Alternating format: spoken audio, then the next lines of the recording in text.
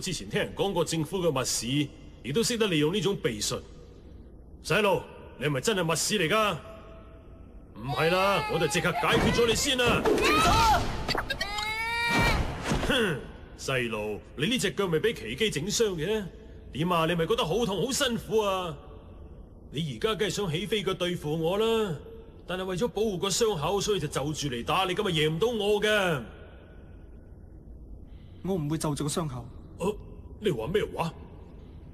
我身體邊一度受傷都冇所謂。我決定好要做嘅事，就會做。哇！點會咁？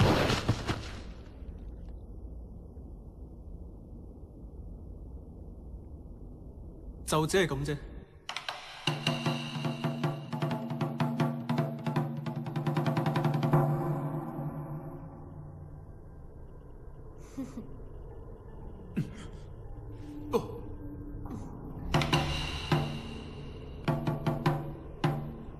好嘢啊！你都幾聰明。我成世人最憎就係落雨，咁所以即刻同我停啦！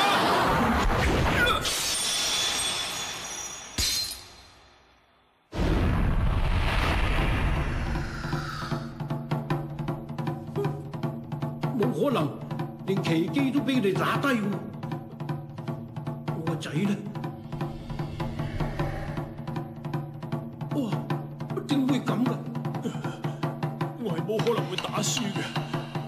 梁非鎮嘅領主，我爹嘅秘術力量絕對係無敵嘅，無敵！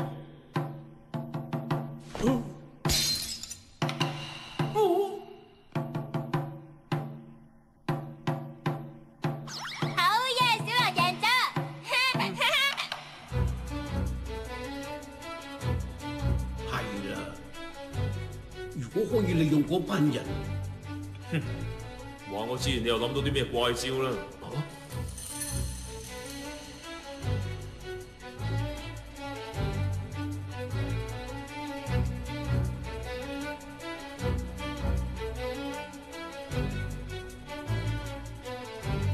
喂，妖女，你今次又想施展乜嘢秘術啊？呢個就當係謝禮。你知嘛？領主就係用我額前嘅秘術之石嚟控制我同擺佈我。原來係咁，但係頭先就俾黑炭頭打碎咗。就係因為咁樣，所以我先得到自由。你哋信唔信都好啦，其實我根本冇打算幫我對蠢父子嚟阻止你哋幾個咁有骨氣嘅細路。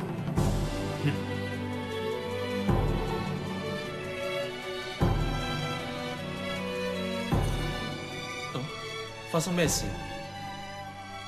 又到咗領主準備用卑鄙手段嘅時候，你哋要小心。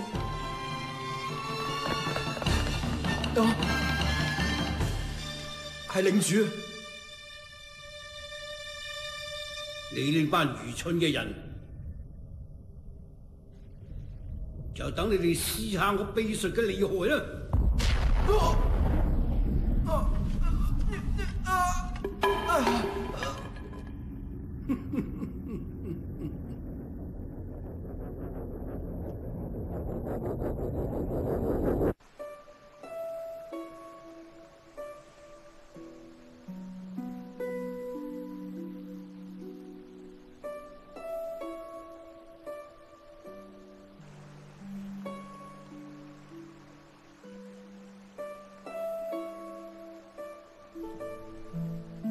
而家見到嘅梁非鎮，因為領主嘅所為變咗好多。不過我哋由城鎮嚟到郊外呢度，沿途仲留有一段令人懷念嘅風景。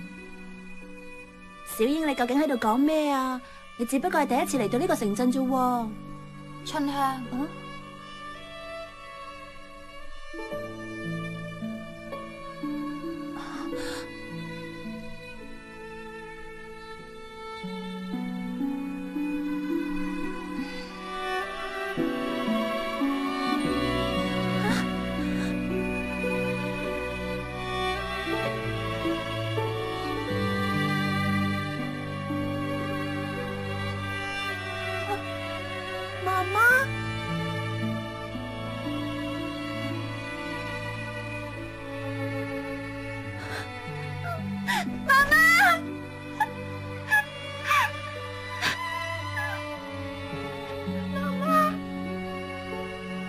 我好掛住你，春香。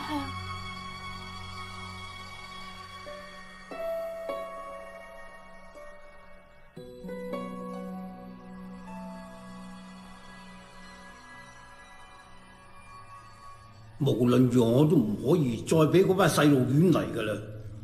洪太，你應該知道點做嘅啦。遵照大人嘅命令。係啦，到底點解媽媽你個靈魂會突然間附咗喺小英嘅身上嘅？係咁嘅，因為領主喺好耐之前將媽媽嘅靈魂封咗喺門入面。同我作對嘅人就算死咗，佢都唔會得到安寧。媽媽，而家你媽媽嘅靈魂唔止升唔到天，亦唔可以安眠，要永遠咁徘徊喺虛無嘅異世界裏邊。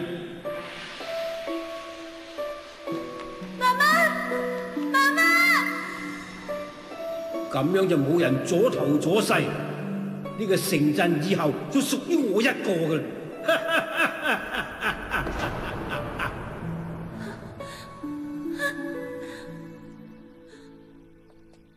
被封喺門入邊嘅我一直咁等，有朝一日，一個擁有特殊力量，同時被神眷顧嘅女仔會經過呢度。估唔到原來就係呢個女仔。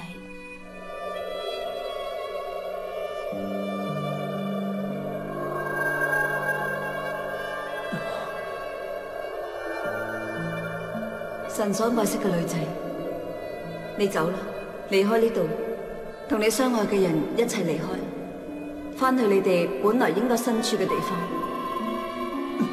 公主，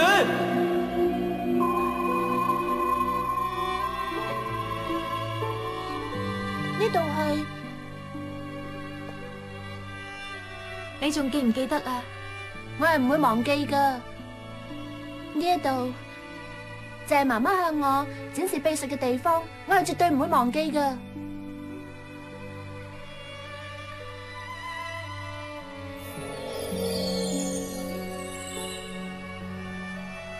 冇秘術道具都可以嘅咩？其實道具只係用嚟增強我哋秘術嘅力量。嚟啊，春香，就俾媽媽睇下你而家擁有嘅力量啊！